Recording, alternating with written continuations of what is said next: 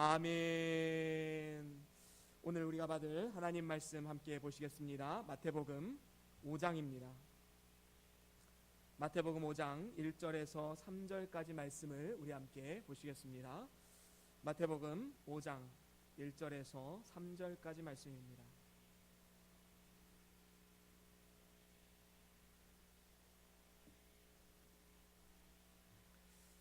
(1절부터) (3절까지) 우리 다 같이 한 목소리로 함께 합독하시겠습니다. 시작. 예수께서 무리를 보시고 산에 올라가 앉으시니 제자들이 나아온지라. 입을 열어 가르쳐 가라사대 심령이 가난한 자는 복이 있나니 천국이 저희 것임이요. 아멘. 아멘. 오늘은 마태복음 5장 1절에서 3절까지 심령이 가난한 자라는 제목으로 함께 말씀을 나누기를 원합니다. 우리는 지난 시간에 복 있는 사람이 되자라는 말씀의 제목으로 우리가 시편 1편 말씀을 공부했지요.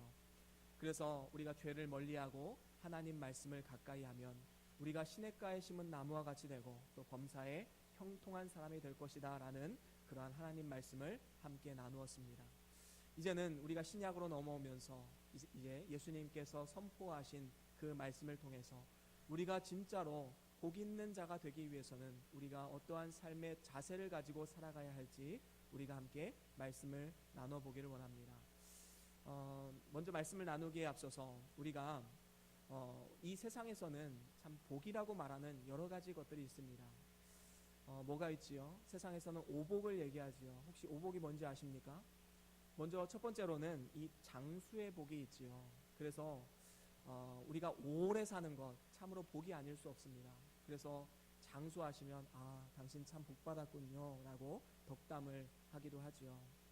또 그런가 하면 또 이제 부의 복이 있습니다. 그래서 재물이 많고 어떤 재물에 대한 근심이 없이 살아가는 사람들을 보면 당신 참 복 많이 받았군요 라고 말할 수가 있지요. 또 한 가지는 강령이라는 게 있습니다. 이 강령은 몸이 건강하고 마음이 평안한 것을 말합니다. 우리의 소원이 아닙니까?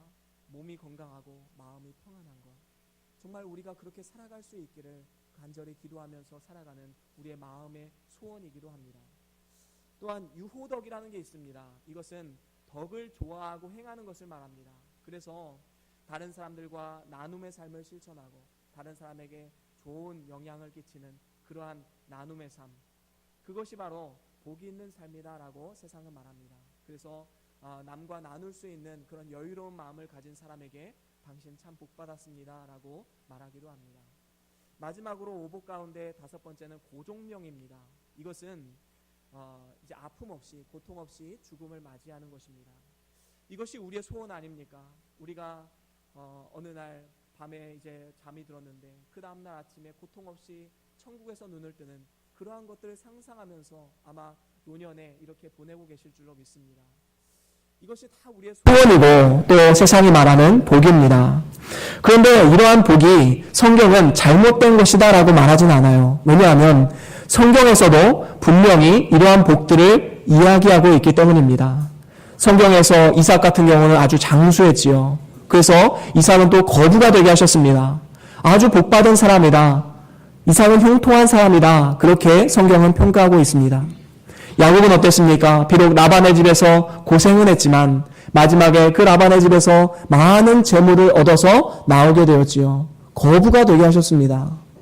성경은 이러한 것들이 아주 저급한 복이다라고 치부하지는 않습니다. 이것도 아주 중요한 복 중에 하나입니다. 그런데 문제는 언제나 어디서부터 시작하냐 하면 이 본질과 껍데기를 헷갈리는 데서 시작되는 것이지요.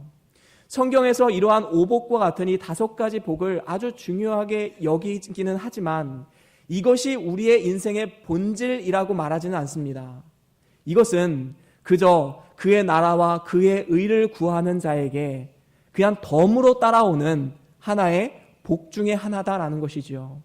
그런데 이게 헷갈려버려서 이게 마치 본질인 것처럼 생각해서 이 본질을 놓치고 껍데기만을 쫓아서 살아가게 되면 우리가 세속 종교와 뭐가 다른 그런 종교가 되겠습니까? 우리는 분명히 세속 종교와 다른 것이 있습니다. 그것은 내세를 준비하는 삶이고 그리고 내세, 영생의 삶을 바라보는 인생이다라는 것이지요. 우리의 인생을 3단계로 나누어 보면 이렇게 나눠 볼 수 있습니다. 첫 번째 단계는 엄마의 뱃속에서의 단계이지요. 여러분들도 다 9달, 10달 이렇게 엄마의 뱃속에서 영양분을 잘 공급받았기 때문에 이 세상에 나올 수 있는 것입니다. 만약에 이 기간에 영양분을 잘 공급받지 못하면 우리는 잘못된 그런 삶을 살아갈 수가 있죠. 그리고 이 세상에 태어나지도 못했을 수도 있습니다. 그래서 이 세상에 태어나면 두 번째 단계가 시작이 됩니다. 이제 이 세상에서 성경은 인생은 70이요 강건하면 80이라고 말씀하고 있는데, 요즘에는 100세 사는 것도 그렇게 어려운 것은 아닌 것 같습니다. 그러면 우리가 100세 동안의 삶이라고 본다면 이 땅에서의 100년의 삶이 있겠지요. 그런데 이것으로 또 끝이 아닙니다. 우리의 인생은 영원한 삶이 예정되어 있다라는 것입니다. 그래서 우리의 인생은 하나의 인생이지만 이것을 세 단계로 분류하면 태아의 인생, 태아에서의 삶, 그리고 이 땅에서의 삶, 그리고 영원한 삶, 이렇게 세 단계로 분류할 수 있습니다. 그런데 각 단계마다 필요한 것들이 있어요. 태아에서의 그 단계에는 열심히 엄마로부터 그 영양분을 공급받아야 되지요. 그래야 건강하게 태어날 수가 있습니다. 그러면 이 땅에서의 100년의 삶은 우리가 어떻게 살아가야 하는가? 바로 세 번째 단계를 준비하는 삶을 살아가야 된다는 것입니다. 그러니까 각 단계는 그 다음 단계를 준비하는 삶이에요. 태아에 있을 때는 이 세상이 도대체 어떻게 생긴 세상인가 도저히 알 수가 없었습니다. 그런데 태어나고 나보니까 이렇게 놀라운 세상이 있었던 거예요. 이 세상에서의 삶도 마찬가지입니다. 우리는 하나님 나라를 이 성경에서 말씀하는 이 문자에 한해서 우리는 바라볼 수가 없어요.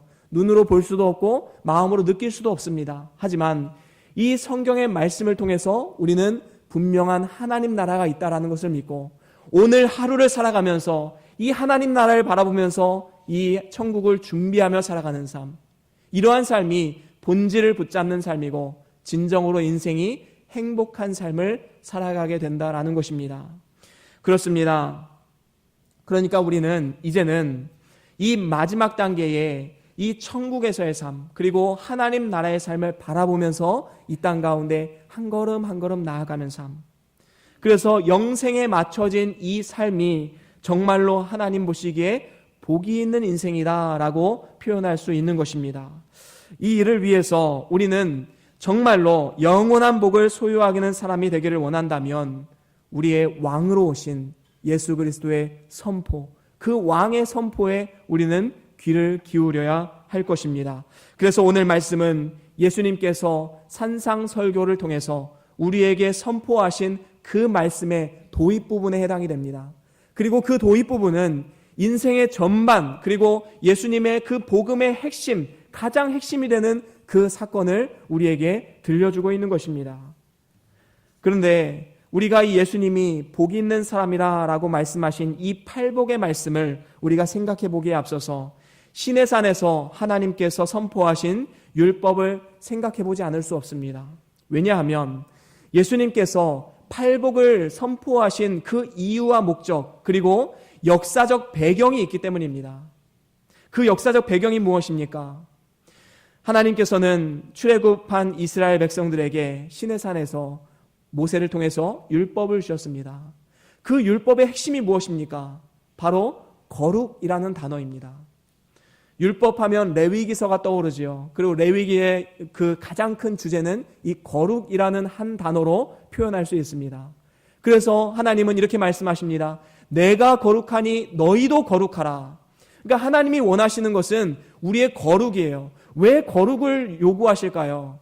그것은 하나님이 거룩하시기 때문이고 또 그 거룩을 통해서 열방을 축복하는 마치 천국의 모델하우스처럼, 그래서 우리가 아파트를 지으면 모델하우스를 가면 아파트는 아직 지어지진 않았지만 이 모델하우스를 보면서 아파트를 상상할 수 있지 않습니까? 마치 이 이스라엘 백성을 통해서 너희들은 천국의 모델하우스다. 거룩한 삶으로 하나님의 영광을 선포하고 열방에 하나님의 축복을 전달하라라는 이 귀한 사명을 이스라엘 백성들에게 주셨습니다. 그런데 문제는 무엇입니까? 이 이스라엘 백성들이 이 사명은 무시한 채, 다시 말하면 이 본질을 붙잡는 것이 아니라 껍데기를 붙잡는 거예요. 이 껍데기가 뭡니까? 율법입니다. 율법의 정신은 무시하고 율법의 껍데기만 붙잡다 보니까 어떻게 됩니까? 이거를 지켜야지만 우리가 복을 받는 거예요. 이 세상에서 으뜸이 되는 민족이 되고 하는 일마다 다 성공하고 많은 민족들을 다스리고 억누를 수 있는 그러한 이 세상에서 가장 강한 민족으로 만들어줄 것이다. 지금 이스라엘도 이러한 상상을 가지고 그 팔레스타인 땅을 무참히 짓밟고 그리고 다른 사람들을 무시하고 우리들만 선민이다라고 말하면서 이러한 교만 가운데 있지 않습니까? 우리가 정말로 하나님의 그 본질 그리고 율법의 본질을 안다면 우리는 절대로 교만할 수가 없는 것입니다. 우리는 이 세상을 축복하는 하나님의 축복의 통로로 우리를 부르셨습니다. 그런데 이 사명은 무시한 채 우리가 겉껍데기 이 세상에 어떻게 하면 성공할까? 어떻게 하면 남편 사업 성공할까? 자녀들 취업할까? 그리고 돈 많이 벌까? 이것만 쫓아서 살아가게 되면 우리는 어쩌면 본질을 무시하고 영원한 실패 가운데 빠질 수밖에 없는 그러한 인생으로 전락되게 된 것입니다. 이러한 이스라엘 백성들 향해서 예수님은 너희들은 회칠한 무덤이다 라고 말씀하셨지요. 겉은 번지르르 하고 너희들 성공한 것처럼 보여지지만 그 마음 가운데는 너희들의 이기적 욕심이 들어있다. 그래서 썩어져 가는 것이 있다. 겉으로 보기에는 아주 멋있지만 그 안에는 썩어져 가는 시체가 들어있다. 예수님은 그렇게 이스라엘 백성들을 비판하셨습니다. 그렇습니다. 이것은 비단 이스라엘 민족에 국한된 이야기가 아닙니다. 우리 기독교도 본질을 무시한 채 겉껍데기만을 추구하면 이런 모습이 되는 것입니다. 우리가 오늘 읽은 본문 말씀을 비롯한 팔복 전체 말씀을 한번 쭉 읽어보십시오. 거기에는 예수님이 복이 있다라고 언급한 사람들 중에 소위 말해서 아까 말씀드린 오복과 같이 이 세상의 복을 받았다라고 말할 수 있는 것은 단 한 가지도 없음을 우리는 분명히 알아야 되는 것입니다. 이것은 무엇을 의미합니까? 세상의 복은 현세적이고 물질적이지만 하나님 나라의 복, 예수님이 말씀하시는 복은 내세적이고 인격적인 복입니다. 또한 세상이 말하는 복은 세상 중심이고 사람 중심인 반면에 하나님이 말씀하시는 복은 하나님 중심이고 하나님의 말씀 중심이다라는 것을 우리는 볼 수 있지요. 그리고 세상은 소유나 행동의 관점에서 복을 정의하지만 성경은 그 사람의 됨됨이와 성품에 따라서 복을 정의하고 있음을 우리는 볼 수 있습니다. 한마디로 말하면 하나님이 원하시는 복과 세상이 말하는 복은 큰 차이가 있다라는 것입니다. 그렇습니다. 예수님께서 팔복을 언급하시면서 복이 있나니라고 이러한 말씀을 9번이나 언급하셨습니다. 그런데 여기서 복의 개념은 오히려 행복의 개념과 잘 어울립니다. 왜 그러냐 하면 세상에 복을 받았다고 해서 아까 오복과 같은 이런 복을 많이 누린다고 해서 그 사람이 행복하냐? 그렇지 않을 수도 있다는 것이죠. 반면에 세상 복이 없어요. 세상적으로는 별로 성공한 것도 없고 잘 된 것도 없지만 그 사람이 행복하지 않느냐? 그런 것도 아닙니다. 그 사람이 행복한 삶을 살 수도 있어요. 그렇기 때문에 진짜로 하나님이 원하시는 복은 어쩌면 행복과 관련된 것이 아닐까라는 생각을 해보게 됩니다. 그래서 오늘 성경 말씀은 이렇게 한번 말씀드릴 수 있겠습니다.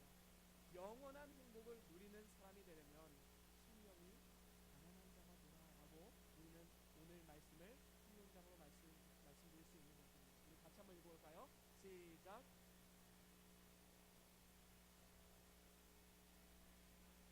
그렇습니다. 여러분, 아주 단기간의 행복이 아니라 그저 취업이 돼서 그 기쁨을 누리고 아니면 시험에 합격해서 기쁨을 누리고 이러한 단기간에 어떤 기쁨을 누리는 것이 아니라 영원한 행복을 누리는 사람이 되려면 오늘 이 시간 하나님은 우리에게 이렇게 말씀하십니다. 너희들이 심령이 가난한 자가 되어야 된다라고 말씀하고 있습니다. 특별히 오늘 말씀은 팔복 시리즈의 첫 번째 시간으로서 이제 심령이 가난한 자에 대해서 말씀하고 있습니다. 오늘 3절 말씀 우리 다시 한번 읽어볼까요? 오늘 말씀 3절만 우리 같이 읽겠습니다. 2장 3절입니다. 시작. 복이 있나니 천국이 여기서 심령이 가난한 자는 어떤 뜻을 가지고 있는지 우리는 분명히 알아야 됩니다. 여기서 가난이라는 단어는 헬라어로 푸토코스라는 단어에서 어원을 가지고 있습니다. 그래서 이 푸토코스라는 이 단어의 어원은 뭐냐 하면, 이제 우리가 쉽게 말하면 이제 가난은 가난인데 상대적 가난을 이야기하는 것이 아닙니다. 쉽게 말하면 이런 것이죠. 나는 저 사람보다 좀 가난해. 이러한 가난의 개념을 말하는 것이 아닙니다. 여기서 말하는 이 가난은 절대적 가난을 이야기합니다. 오늘 당장에 누군가가 나를 도와주지 않으면 오늘 하루 밥을 먹을 수가 없고, 또 장기간으로 오면 내 인생은 죽음으로 치닫을 수밖에 없는 그러한 연약한 인생, 정말로 절대적 가난에 허덕이는 그러한 인생을 말하는 것입니다. 그래서 전적으로 누군가를 의지할 수밖에 없는 그러한 연약한 상태를 보여주고 있는 것이죠. 그렇습니다. 가난하다는 것은 1차적으로 궁핍함을 말합니다. 그리고 궁핍하면 어떻게 됩니까? 누군가를 의존하게 됩니다. 그렇다면 오늘 말씀에 가난은 가난인데 심령이 가난하다, 이 말은 어떤 의미를 가지고 있을까요? 이것은 영적으로 가난하다라는 것을 의미하는 것이고, 영적으로 가난하면 영적인 갈급함이 있습니다. 그리고 영적인 갈급함은 이제 하나님을 향한 의존으로 나아가게 됩니다. 그렇습니다. 심령이 가난한 사람은 내 영이 가난하고 비천하고 파산되었음을 하나님 앞에 겸손하게 인정하는 사람입니다. 그리고 하나님의 은총을 구하는 삶이죠. 십자가 앞에 나가서 하나님의 은혜를 구합니다. 하나님, 저를 불쌍히 여겨주십시오. 제가 이렇게 연약하고 부족한 사람입니다. 하나님, 도와주십시오. 이렇게 고백하지 않을 수가 없는 것입니다. 제가 진리를 깨닫지 못했을 때에는, 어렸을 때 참 이해가 가지 않는 것이 있었습니다. 그것은 어른들이 기도하면서 하나님, 저희들을 불쌍히 여겨주십시오 라는 기도를 할 때 저는 정말로 이해가지 않았어요. 왜 그러냐 하면, 왜 우리가 불쌍한 사람인가? 왜 우리가 불쌍한 사람이 되어야 하지? 라는 의문을 항상 가지고 있었습니다. 그런데 나중에 제가 진리를 깨닫고 하나님의 말씀을 받고 나니까 저 자신이 얼마나 부족하고 불쌍히 여김을 받을 수밖에 없는 그러한 사람인지 그것을 깨닫게 된 것입니다. 여러분, 사람들이 왜 예수님을 믿지 않을까요? 자신이 불쌍히 여김을 받아야 되는 그 상황 자체를 인지하지 못하기 때문입니다. 뭐 내 힘으로 살아갈 수 있는가? 내가 열심히 공부하니까 뭐 대학에 척척 합격하고, 내가 열심히 뭐 일하니까 돈도 많이 벌었고, 내가 열심히 자녀 교육하니까 자녀들 다 성공했고, 도대체 하나님이 왜 필요한지 이유를 모르는 사람입니다. 저는 이러한 사람들이 가장 불행한 인생이 아닐까 생각해 봅니다. 그렇습니다. 종교개혁자 칼빈도 이렇게 말합니다. 오직 자기에게 아무것도 가진 것이 없어서 하나님의 자비를 의지하는 자만이 심령이 가난한 자입니다. 하나님, 저는 영적으로 파산 상태입니다. 내 안에는 어떠한 의도 없고 거룩함도 없습니다. 하나님 보시기에 좋은 것은 단 한 가지도 없습니다. 하나님, 저는 죄인입니다. 저를 불쌍히 여겨주십시오. 이 고백이 바로 영적으로 가난함입니다. 하지만 예수님께서 너는 참 복이 있다 말씀하시고 그 복이 있는 삶이다라는 것입니다. 이렇게 심령이 가난한 자에게 하나님은 놀라운 일을 행하십니다. 우리 이사야서 41장 17절 말씀 우리 같이 읽어볼까요? 이사야 41장 17절 말씀입니다. 우리 같이 읽겠습니다. 시작. 가련하고 빈핍한 자가 물을 구하되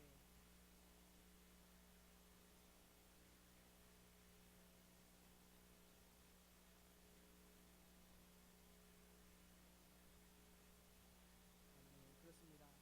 하나님은 절대로 나 혼자 일어설 수 있어요, 나 혼자 할 수 있어요 라고 말하는 사람을 도와주지 않습니다. 도와줄 이유도 없습니다. 어떠한 사람을 하나님께서 응답하신다고 말씀하십니까? 가련하고 빈핍한 자. 그래서 하나님의 도움 없이는 나는 절대로 살 수 없어요 라고 고백하는 사람, 그들에게 응답하겠고 나 이스라엘 하나님이 그들을 버리지 아니할 것이다 라고 약속하고 있습니다. 그러면서 18절에 뭐라고 말씀합니까? 우리 같이 읽어보겠습니다. 시작. 내가 자산의 강을 열며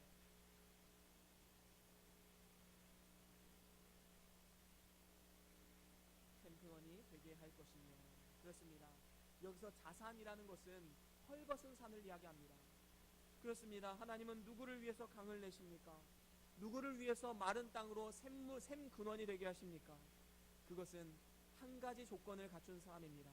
바로 영적으로 가난한 사람입니다. 그렇다면 우리가 어떻게 하면 심령이 가난한 복이 있는 사람으로 살아갈 수 있을까요? 그 심령이 가난해지는 방법이 있습니다. 그 방법이 무엇일까요? 우리 같이 한번 읽어보겠습니다. 하나님 앞에서 시작. 하나님 앞에서. 그렇습니다. 우리가 정말로 심령이 가난한 사람이 되려면 하나님 앞에 나 자신을 정직하게 바라보는 것이 필요합니다. 우리가 영적인 가난이 아닌 교만을 갖게 되는 가장 큰 이유가 무엇입니까? 그것은 하나님 앞에서 나 자신을 바라보지 않기 때문입니다. 그래서 이렇게 말하죠. 내 힘으로 충분히 할 수 있는데 뭐가 부족하기 때문에 내가 하나님을 믿어야 하는가? 이러한 사람은 하나님이 짐스럽습니다. 혹시 여러분 하나님이 짐스럽지 않습니까? 하나님이 거추장스럽진 않습니까? 또 오늘 주일인데 주일에 나가야 돼? 예배 드려야 돼? 짐스러워. 그냥 내가 하고 싶은 거 하면 안 되나? 여러분 짐스러우십니까? 그러면 우리는 영적인 교만을 가지고 살아가는 사람입니다. 내 힘으로 충분히 할 수 있는데 하나님의 간섭이 싫은 사람, 영적인 교만이지요. 내 마음대로 살아보고 싶은 그러한 욕망을 따라 살아가는 사람, 가장 어리석은 사람이 아닐까 생각해 봅니다. 한번 고아원에 있는 아이들을 생각해 보십시오. 고아원에 있는 아이들은 그렇게 큰 간섭이 없습니다. 그저 선생님이 보는 앞에서는 열심히 하는 척만 하고 그 나머지 시간은 자기가 하고 싶은 대로 하면 됩니다. 뭐 담배를 피고 싶으면 담배를 피고 술 마시고 싶으면 술 마시고 누구 하나 뭐라고 하는 사람은 없습니다. 그런데 그런 아이들을 향해서 우리가 난 참 네가 부럽다. 너 참 마음대로 할 수 있으니까 너 참 좋겠다. 너 참 복 있는 사람이다 라고 말하진 않습니다. 왜 그렇습니까? 그래도 잔소리 하더라도 우리 부모님과 함께 사는 것이 행복한 것이고 나를 책임져 줄 수 있는 부모님이 있다라는 것이 우리의 삶 가운데 얼마나 큰 축복이고 은혜인지 모릅니다. 그것을 아는 사람은 절대로 부모가 없는 아이들 향해서 내가 참 네가 부럽다라고 말할 수가 없는 것이죠. 그렇습니다. 우리는 하나님 앞에 정직하게 나 자신을 바라보아야 합니다. 하나님을 떠난 삶은 망할 수밖에 없습니다. 내 마음대로 내가 좋아하는 일만 할 수 있어서 좋을 것 같지만 그것이 결국 나를 망하게 하는 길임을 우리는 분명히 알아야 되는 것입니다. 고등학교를 졸업하고 대학교에 가게 되면 아이들이 이제 세상에 눈을 뜨게 되죠. 그럼 고등학교 때까지는 학교, 교회, 집만 다니던 아이들이 이제 세상 친구들이 하는 것들을 이제 보게 됩니다. 어떤 아이들은 뭐 노래방도 가고 뭐 하고 싶은 거 술 마시고 뭐 담배 피고 친구들과 밤새 놀고 거기에 딱 눈을 떠버리면 이제 내가 이렇게 세상 재밌는 것이 있었는데 내가 지금까지 내 인생 살았다. 이제 세상으로 나아가려고 하는 그래서 지금 이제 고3 졸업하고 대학교 가는 우리 청년들 이제 청년이 됐죠. 이 청년들 너무나도 중요한 시기예요. 대학 가면요 이제 세상 재미가 그냥 보입니다. 그러면 내가 하고 싶은 대로 내가 원하는 대로 내 육체의 욕망대로 세상 친구들과 똑같이 행동하고 밤새 술 진탕 마시고 세상 사람들과 똑같이 행동하면 그것이 인생이 망치는 지름길이다라는 것입니다. 우리는 악한 본성을 가지고 태어났습니다. 우리의 인생의 본성을 따라 행하면 내가 하고 싶은 것만 하고 살아가면 우리는 망할 수밖에 없습니다. 옛날에 한 연예인이 TV에 나와서 항상 버릇처럼 하던 말이 있어요. 네가 하고 싶은 거 하세요 라고 말하면서 여러분 누군지 아시죠? 모르시는 분은 그냥 모르시는 게 좋습니다. 네가 하고 싶은 거 하라고 맨날 얘기하고 다녀요. 여러분 네가 하고 싶은 거 하고 살면요 사람 망합니다. 망칩니다. 우리는 성경이 하라고 한 일을 해야지 우리의 삶에 진정한 행복이 되는 줄로 믿습니다. 그렇습니다. 성경에 기록된 인물들 중에 하나님께 귀하게 쓰임받았던 사람들 한번 생각해 보십시오. 한번 모세를 한번 보십시오. 모세는 하나님 앞에 큰 칭찬을 받았던 사람이지요. 지면에 이 모세보다 승한 사람이 없다. 그래서 하나님이 함께 온유함이 지면에 모든 사람이 보다 승하더라라고 평가했던 아주 귀한 사람이 모세였습니다. 그런데 이 모세가 이제 하나님 앞에 섰을 때 어떻게 고백합니까? 하나님, 저는 입이 뻣뻣한 사람이고 혀가 둔한 사람입니다. 내가 하나님의 이 귀한 사명 감당할 수 없습니다. 겸손하고 낮아진 사람, 그 모습으로 하나님 앞에 나아갔을 때 하나님이 그 모세를 들어 쓰셔서 이스라엘의 귀한 지도자로 사용하셨다라는 것입니다. 야곱은 어떻습니까? 그는 자존감이 굉장히 강했던 사람입니다. 어떻게든 남을 속여서라도 내가 성공해야 하는 이러한 세상에 아주 그 얄팍한 지식을 가지고 있는 그런 사람의 대표격이지요. 그런데 이러한 사람이 어떻게 됩니까? 하나님과 하나님의 사자와 씨름하면서 그 환도뼈가 치게 됨을 통해서 이제는 오직 하나님만을 의지할 수밖에 없는 그러한 상황 가운데로 하나님이 몰고 가셨다라는 것입니다. 그가 절름발이로 나아갈 때 아침 해가 떠오르는 이러한 역사를 맛보게 되었습니다. 그것은 무엇입니까?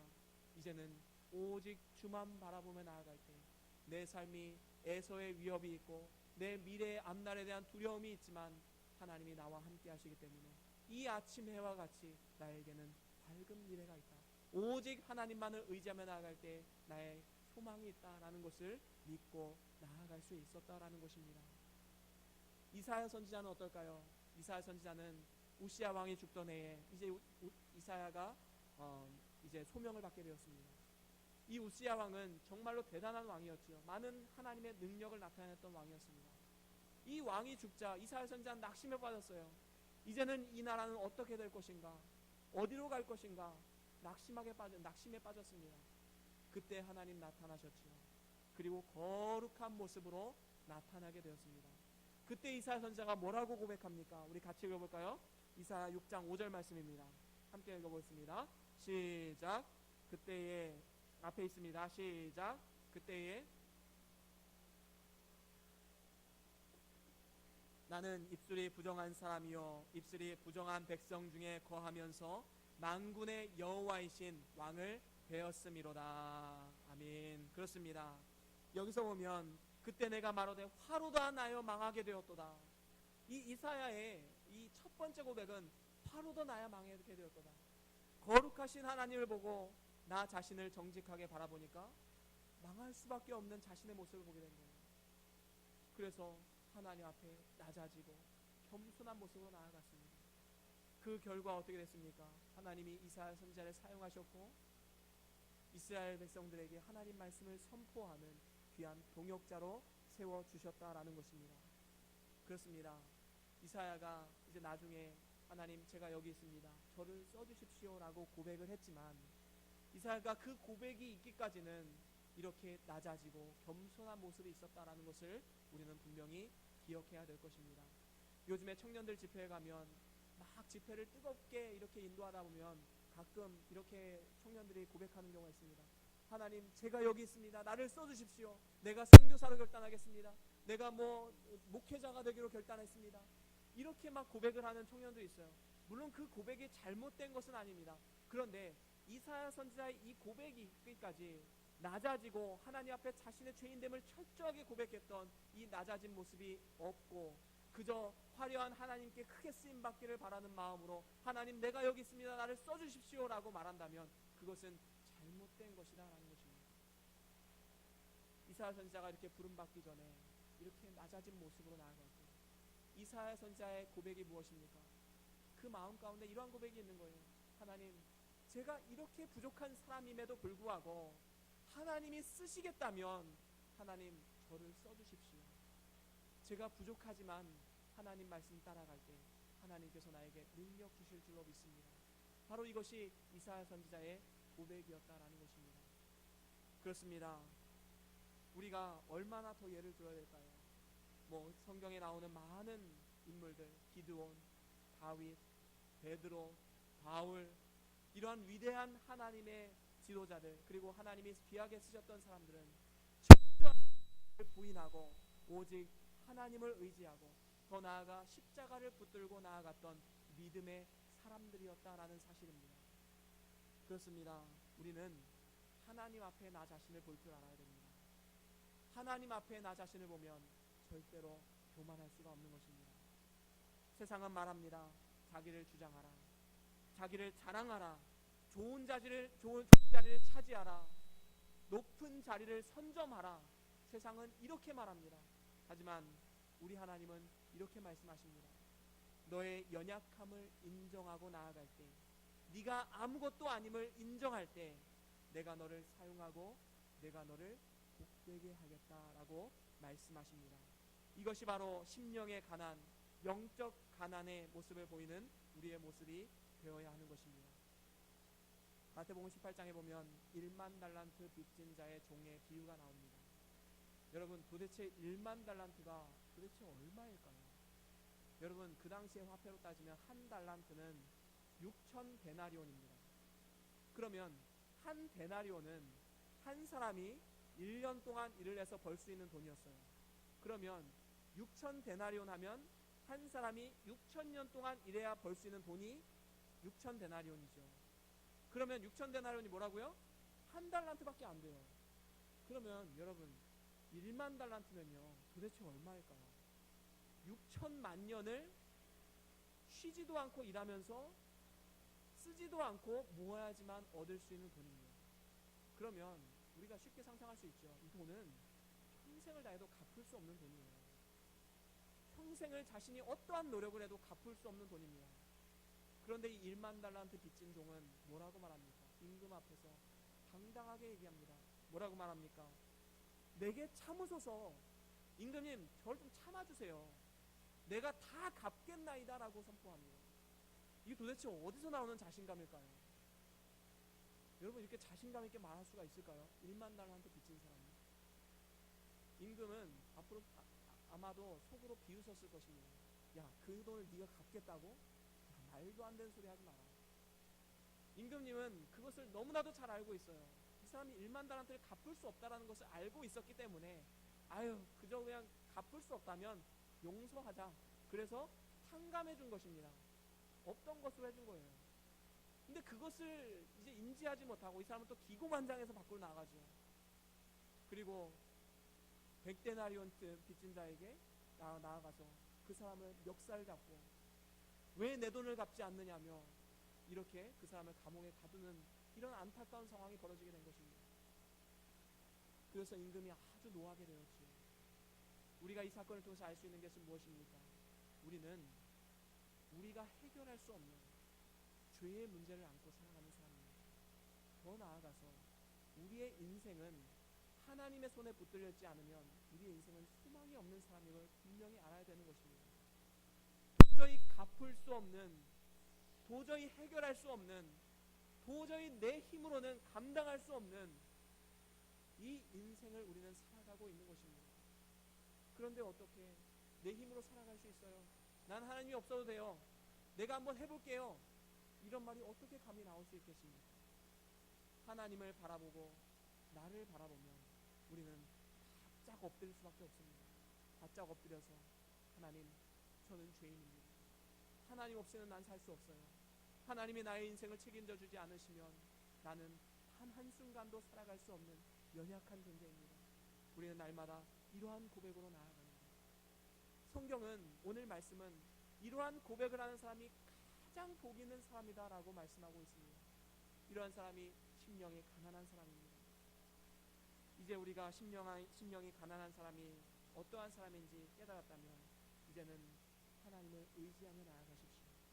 그리고 하나님을 의지하기로 우리가 결심했다면 이제는 내 모든 것을 하나님께 내어 맡기십시오. 나의 미래, 내 자녀, 내 삶, 내 모든 것을 그저 하나님께 맡기는 것입니다. 이것은 그저 우리의 인생 가운데 그저 무관심하라거나 아니면 방관하라는 것은 아닙니다. 하나님의 도우심을 구하고 하나님의 뜻에 따라서 순종하는 것을 말하는 것입니다. 내 힘으로, 내 능력으로 할 수 없음을 솔직하게 인정하고 가난한 심령으로 하나님 앞에 나아가 하나님의 도우심을 구하는 것입니다. 그렇게 살아가다 보면 설령 실패가 우리의 삶 가운데 찾아온다 할지라도 크게 낙심하지 않습니다. 잘 나간다고 해서 교만에 빠지지도 않습니다. 하나님이 하신 일이기 때문입니다. 우리가 예수님 안에 거하기만 하면 근심 걱정은 사라지고 오직 기쁨과 감사만이 차고 넘치게 되는 것입니다. 그렇습니다. 처음부터 내 힘으로 할 수 없음을 솔직하게 인정하고 정직하게 우리의 삶을 돌아보고 언제나 하나님을 의지하고 바라봄을 통해서 내 힘이 아닌 하늘로부터 공급하시는 그 힘과 능력으로 살아갈 수 있는 복 있는 사람들 다 되시기를 주의 이름으로 간절히 소원합니다. 이렇게 심령이 가난한 자에게 주시는 하나님의 약속이 또한 있습니다. 우리 같이 한번 읽어볼까요? 2번 함께 읽겠습니다. 시작. 하나님의 약속. 그렇습니다. 하나님의 약속이 있습니다. 그것은 천국을 소유하게 된다라는 것이죠. 오늘 말씀에 심령이 가난한 자는 복이 있나니 천국이 저희 것이며, 바로 천국을 누리는 삶을 살아갈 수 있다는 것입니다. 여기서 천국을 누린다라는 것은 예수님을 믿고 구원받는다라는 개념보다 한 단계로 나아가는 것이죠. 그래서 심령이 가난한 자가 구원을 받는다는 이야기가 아니라 우리가 구원받은 사람으로서 날마다 심령이 가난한 사람으로 살아가게 되면 이 땅 가운데 우리가 천국을 누리는 삶을 살아갈 수 있다는 것입니다. 여기서 천국이라는 것은 그리스도의 통치의 개념입니다. 그래서 어디서 무엇을 하든지 주님이 우리를 통치하는 그곳이 천국이고 하나님 나라임을 우리는 분명히 기억해야 된다라는 것입니다. 그렇습니다. 정말로 우리가 가난한 심령으로 하나님을 의지하고 나아갈 때 하나님 나라가 우리의 심령 가운데 부어지는 것을 우리는 경험할 수 있습니다. 세상은 요동합니다. 그리고 실패로 가득합니다. 낙심거리가 산재해 있습니다. 하지만 아이러니하게도 내 마음은 평안하고 고요하고 주님 주시는 참된 기쁨으로 살아갈 수 있게 되는 것입니다. 찬송가 503장 가사에 보면 이런 고백이 있지요. 우리 2절 우리 함께 한번 읽어볼까요? 시작. 큰 물결 일어나 나 쉬지 못하나 이 풍랑 인연하여서 더 빨리 나아갑니다. 그렇습니다. 이것이 바로 진리이지요. 우리 주변에 큰 물결이 일어납니다. 실패와 낙심과 좌절이 찾아옵니다. 그래서 우리에게 쉼이 없습니다. 너무나도 힘듭니다. 내 미래가 어떻게 될 것인가 걱정이 됩니다. 그런데 아이러니하게도 이 풍랑으로 인연해서 내가 더 빨리 갑니다. 하나님이 원하시는 삶, 하나님이 기뻐하시는 삶으로 우리가 재빨리 돌이켜서 이제는 인생의 마지막 때에 되돌아보니까 그 일이 있었기 때문에 내가 이렇게 바르게 살 수 있었구나.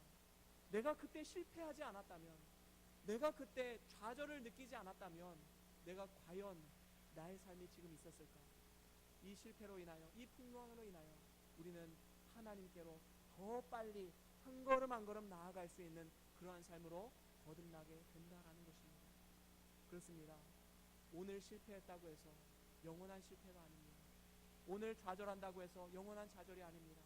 우리가 그 실패와 좌절을 통해서 내가 보잘것없고 내가 연약하고 힘이 없는 연약한 존재임을 우리가 깨달았다면 이제는 힘을 내서 주님을 의지하고 이제는 오직 주님만 바라보며 살리라 라고 말하면서 이 세상 가운데 나와야 하는 것입니다. 그렇습니다. 찬송가 595장에도 이런 고백이 있죠. 우리가 이따가 부를 찬양인데 우리 함께 읽어볼까요? 시작. 내 영혼이 은총 입어 중한 죄짐 벗고 보니 슬픔 많은 이 세상도 천국으로 화하도다. 할렐루야 찬양하세. 내 모든 죄 사함 받고 주 예수와 동행하니 그 어디나 하늘나라. 그렇습니다. 우리가 은총을 입어서 이 세상을 바라보니 어떠한 실패와 고난과 좌절이 있다 할지라도 그것이 그저 내 인생을 힘들게 하는 것으로 보이는 것이 아니라 하나님이 나와 함께 하시기 때문에 내가 어디를 가든지 그곳이 바로 하나님 나라다, 천국이다, 바로 이것을 고백하는 것입니다. 그렇습니다. 우리는 인생의 전문가에게 맡겨야 합니다. 많은 사람들이 나는 인생의 전문가입니다 라고 말하면서 요즘에 강연도 많이 하고 강의도 많이 하고 있지만 인생의 전문가는, 진짜 인생의 전문가는 인생의 미래까지도 알 수 있어야 됩니다. 그런데 연약한 인생은 내일 일도 알지 못해요. 내일 일어날 일도 알지 못하면서 내가 인생의 전문가다라고 말할 수 있는 사람이 있겠습니까? 인생의 모든 것을 아시는 분이 누구십니까? 바로 우리 예수님이십니다. 예수님 뭐라고 말씀하십니까? 우리 같이 한번 읽어볼까요? 계시록 1장 8절입니다. 시작. 주 하나님이 가라사대 나는 알파와 오메가라. 이제도 있고 전에도 있었고 장차 올 자요 전능한 자라 하시더라. 22장 13절 시작. 나는 알파와 오메가요 처음과 나중이요 시작과 끝이라. 그렇습니다. 여기서 우리가 볼 수 있듯이 우리 예수님은 창조 때에도 계셨고 지금 우리의 삶 가운데 역사하고 계시고 우리의 미래까지도 책임지고 계시는 분이십니다. 그래서 시작과 끝, 처음과 나중, 알파와 오메가 되신 그 예수님께 내 인생을 맡겨드려야 된다는 것이지요. 처음과 끝을 연결하면 어떻게 됩니까? 원이 되지요. 이것은 우리의 모든 것을 다 아신다라는 것입니다. 우리의 머리카락까지 세신 바 되신 그 하나님의 능력과 권세 앞에 우리는 바짝 엎드려서 하나님의 도우심을 구하고 하나님의 인도하심을 받을 때 우리가 거하는 그 어디서나 하나님 나라요 천국임을 날마다 고백하며 나아갈 수 있는 것입니다. 그렇습니다. 이 땅 가운데 정말로 천국을 경험하는 삶을 살기를 원하십니까? 하나님의 간섭과 역사가 있는 하나님 나라의 영광을 누리는 삶을 살기를 원하십니까? 그러면 우리는 심령이 가난한 자로 하나님 앞에 나 자신을 정확히 바라보고 하나님의 도우심을 구하며 나아가야 되는 것입니다. 우리가 이렇게 나아갈 때 이 땅에서도 하나님 나라를 경험하고 천국을 경험할 수 있는 축복의 인생들 다 될 수 있기를 주의 이름으로 간절히 소원합니다. 우리 나같이 오늘 받은 말씀 기억하시면서 잠깐 우리가 함께 기도하기를 원합니다. 오늘 무엇을 깨달았는지, 우리가 어떻게 결단했는지, 정말로 내가 지금까지 교만으로 살았다면 이제는 하나님 앞에 바짝 엎드려서 하나님, 이제는 하나님이 내 인생 책임져 줘야 됩니다. 내가 하나님만 의지하고 나아갑니다. 하나님, 나의 삶을 인도하여 주시옵소서. 우리가 바짝 엎드려서 하나님의 도우심을 구합시다. 그럴 때에 우리 삶 가운데 세상이 줄 수 없는 참된 천국의 기쁨을 맛보게 될 줄로 믿습니다. 우리 다 같이 잠깐 동안 묵상하시면서